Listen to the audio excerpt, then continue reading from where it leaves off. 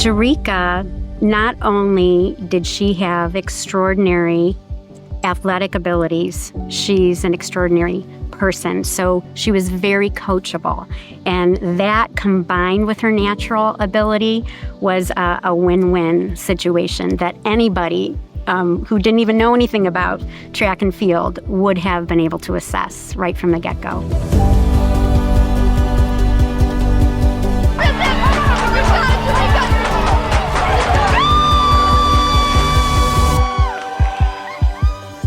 So what kind of instilled like my hard work in track is my parents are really big on like, don't do the bare minimum, always go above and beyond.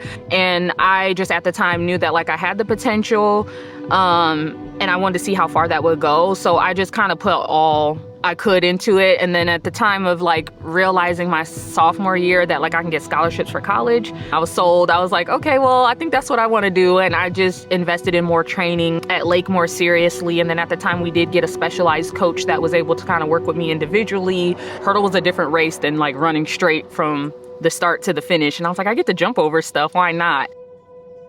And just learning the intensity, the skill, and the focus that you need for that, it was just kind of in my ballpark. So I just took it and ran. My husband and I would stand in awe. I mean, there were times when we didn't even cheer for her because you just couldn't believe what you were seeing. She was so driven. She was so precise.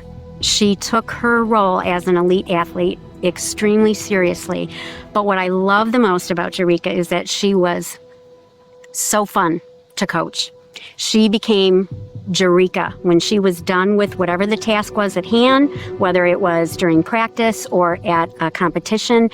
She was Jerika. She was arms around her teammates, very affectionate. She was extremely complimentary. It wasn't just about her. And that's what I loved about Jerika, because track and field is an individual sport in as much as it's part of a team.